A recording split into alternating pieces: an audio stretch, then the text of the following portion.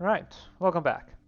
Last time, we grabbed a bit of territory off of Tunis and finished up the colonization of the Australian coastline. So now I'm starting to work inland. Of course, because of issues with colonization and all that, I can't actually see the interior despite the fact that I've colonized these provinces via expeditions, so yeah, I've got to send a conquistador hunting for the 7 cities inside of Australia, so yay. Oh, and we're still at war over here with Shibon and Luce, so I've basically given up at this point. I don't want to deal with it anymore.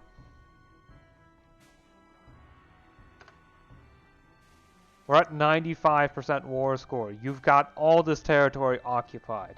Unless you want Jaunpur as a vassal state for some reason. You're good.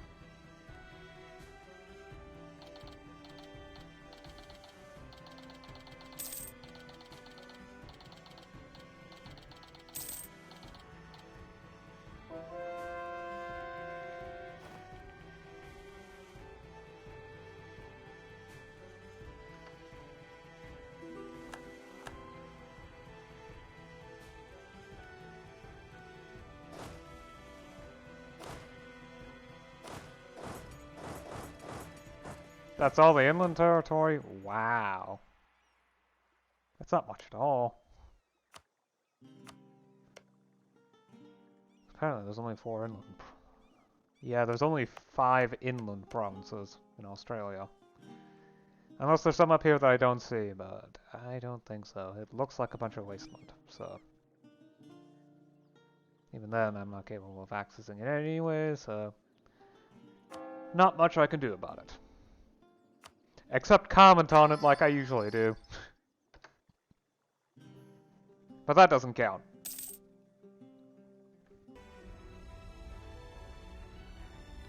Oh, good. We're actually over with the war.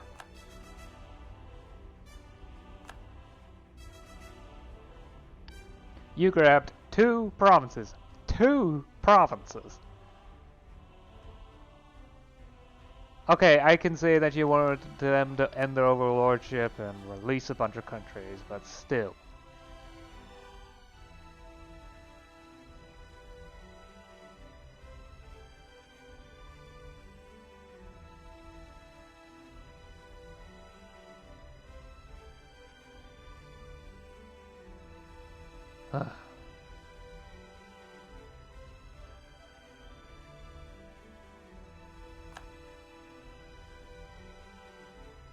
Finally. Peace.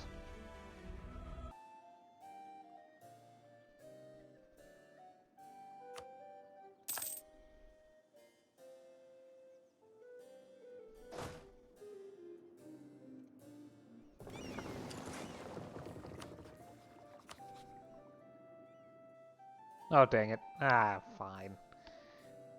I was expecting an easier war. If I were expecting that easy of a war, I should have done it differently, but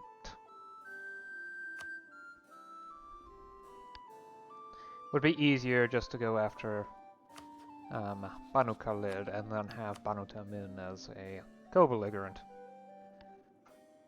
I can work on eating up the rest of the Arabian coastline as well as the innards of Oman.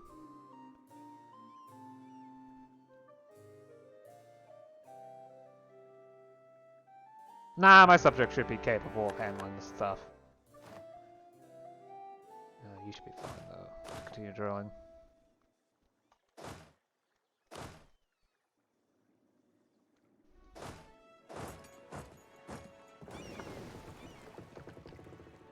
Imperialism against tribal rebels?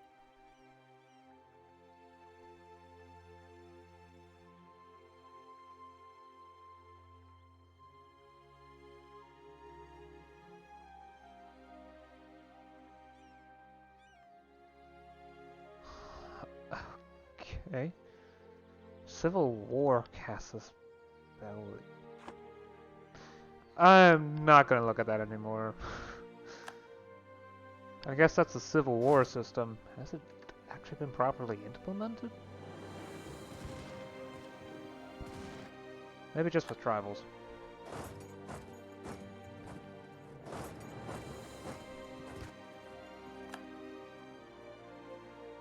Right, now protect the province.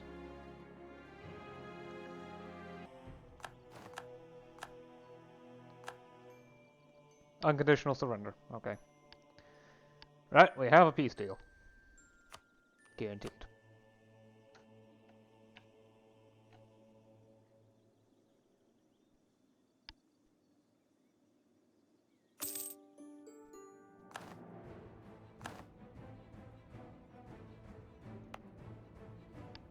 Right, these were all automatically added to trade companies. Excellent. Except for you. You're the one I'm going to have to worry about. The rest are likely going to be fine. The Roman Near East. Lovely. It looks like the conquest of Keshim has allowed for the name to stretch properly. Diverge between them.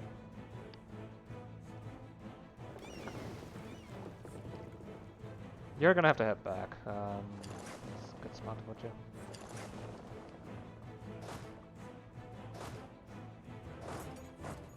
Head up to there somewhere, you can stick your head back in Egypt again. Oh yeah, right, expand the theme system. Oh, right, I should also convert.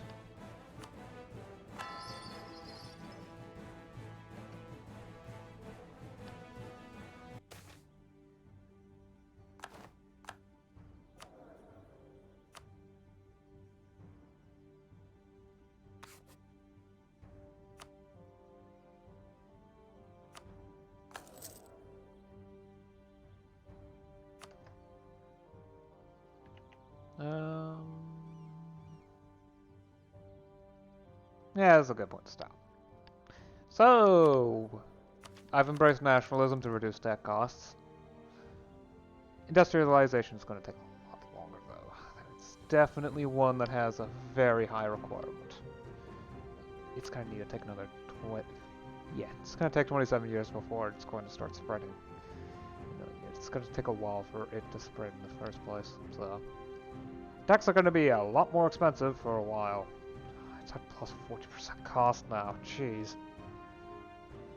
At least with nationalism it won't be an issue. There isn't all that much to say right now. The war finally ended. They grabbed 2 provinces. You know, which is great and all. Like, literally these 2. But they did end up forcing Siobhan and Luz to release 2 countries. Mongol, Luz, and Sabir, and I think Sabir's gone now. That was quick. I believe Kazakh might have conquered them. Not sure. And then they also went ahead and conquered Turkmenistan, which they called me in for some reason. Okay, so what's the distraction? I did, however, go after Banu Khalid, who was only allied with Banu Tamin, and Banu Tamin was only allied with them, so Kobler grabbed a bunch of provinces off of them. Basically, the entire Arabian coastline, plus a couple inland provinces that also help with making everything look nice. So, yeah. Oh, and Damascus. The city of Damascus. Which is great.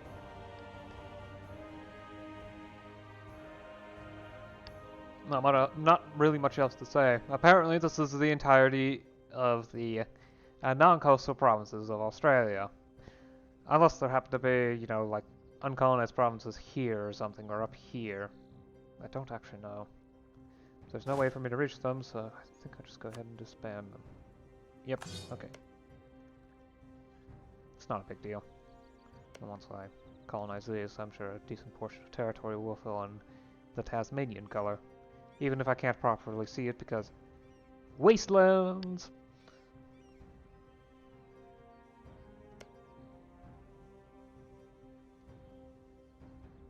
I do wonder. Yeah, those provinces weren't colonized before. Okay, that's interesting. So I guess the Dunda managed to do that. These two provinces on their own. I'll have to check province history, which isn't convenient. Of course, I don't know what's annexed by Sedunda. Severed by Sedunda. It's covered by Portugal. Big Hill Chorus, Sedunda was annexed by Sedunda.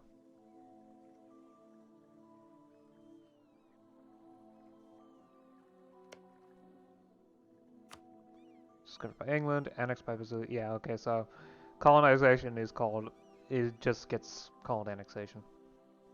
Yep, okay, I see. I could vassalize Sedunda if I wanted to. No. Just no. It's not actually convenient to me. They're too different.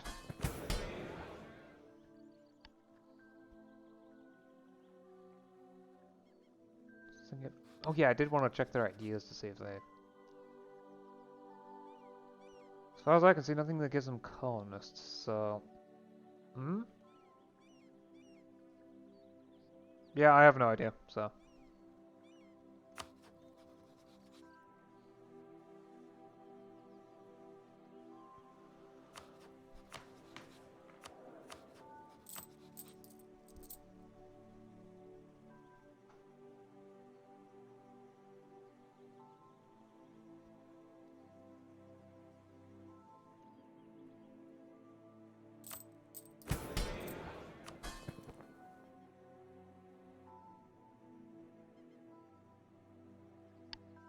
I did, however, do a bit of expeditions, and a couple actually managed to succeed in southern India, so...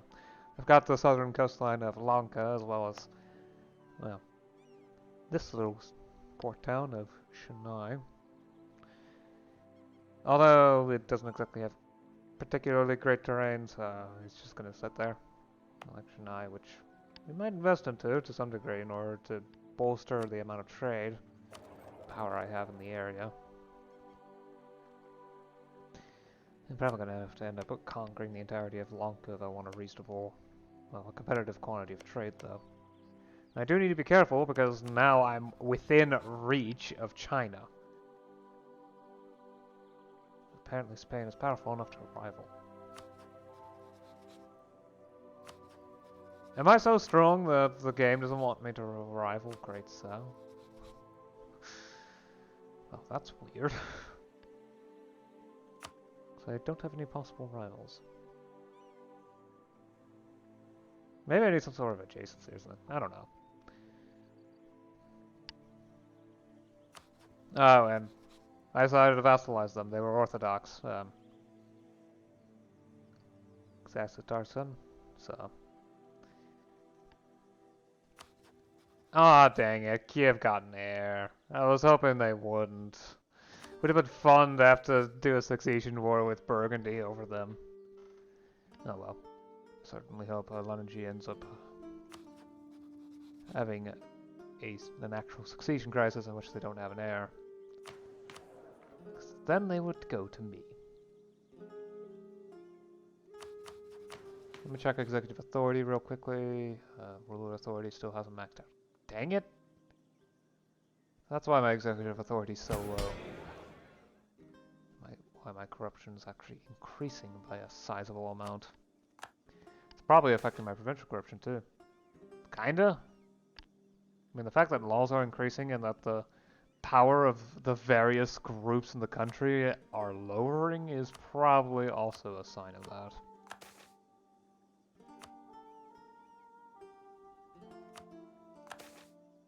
Nobles are also rapidly losing their power, which is great. As long as I keep it up. I figure that percentage is yearly, so... yeah, in 10 years it should be enough to bring it below 50, not 50, 35%. I'm not certain on that though. And that's not long, and that's not quick enough to have freeholding available in 1730, so I'm going to need to continue reducing the power for a longer period than this. Oh well. Separatists are bound, but I'm dealing with them slowly. And we've got the Roman Near East now. Isn't that wonderful? I probably should start connecting up provinces down here too. Denying coastline for various other countries. Why not?